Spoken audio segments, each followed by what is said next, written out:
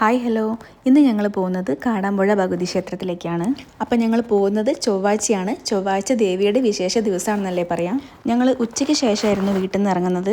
അതുകൊണ്ട് തന്നെ ഞങ്ങൾ വേഗം വൈകുന്നേരത്തിന് മുന്നേ തന്നെ ഞങ്ങൾ വേഗം അമ്പലത്തിലെത്തി. ചൊവ്വാഴ്ച ആയതുകൊണ്ട് തന്നെ ഞങ്ങൾ അത്യാവശ്യം തിരക്കൊക്കെ പ്രതീക്ഷിച്ചിരുന്നു. ഉച്ചയ്ക്ക് ശേഷം ആയതുകൊണ്ടായിരിക്കണം, അല്ലെങ്കിൽ ഇപ്പോൾ എക്സാം ഒക്കെ ഉണ്ടല്ലോ, അതുകൊണ്ടായിരിക്കണം ഇന്നിവിടെ വളരെ തിരക്ക് കുറവ്. ഇവിടുത്തെ പ്രധാന വഴിപാട് മുട്ടറുക്കലാണല്ലോ.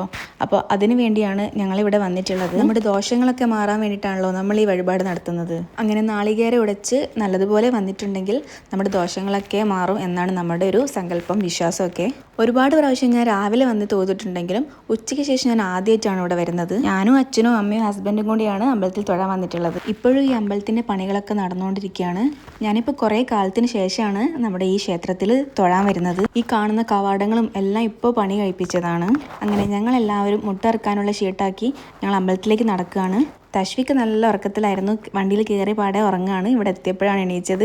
അങ്ങനെ ഞങ്ങൾ അമ്പലത്തിൽ തൊഴുതു. തീരെ തിരക്കില്ലായിരുന്നു. എല്ലാം മുട്ടറുത്തത് എല്ലാം ശരിയായി. അത് കഴിഞ്ഞ് പ്രസാദവും വാങ്ങി ഞങ്ങൾ നടക്കുകയാണ്. പിന്നെ തൊട്ടടുത്തുള്ള ഹോട്ടലിൽ കയറി ഞങ്ങൾ വൈകുന്നേരം ചായ കുടിക്കാമെന്ന് വിചാരിച്ചു. അങ്ങനെ ഞങ്ങൾ എല്ലാവരും ഓരോ ഗീ റോസ്റ്റ് കഴിച്ചു. പിന്നെ ഭക്ഷണമൊക്കെ കഴിച്ചതിന് ശേഷം ഞങ്ങൾ 2-3 ഫോട്ടോസൊക്കെ എടുത്തു. അത് കഴിഞ്ഞ് മോന് ടോയ്സൊക്കെ വേണമെന്ന് പറഞ്ഞിട്ട് അതെല്ലാം നോക്കി കുറച്ച് സമയം അവിടെ സ്പെൻഡ് ചെയ്തിട്ട് ഞങ്ങൾ വീണ്ടും തിരിച്ച് വീട്ടിലേക്ക് പോവുകയാണ്. അപ്പോൾ ഇത്രയേ ഉള്ളൂ. എന്തായാലും പുതിയ വീഡിയോ ആയിട്ട് വീണ്ടും കാണാം. ബൈ.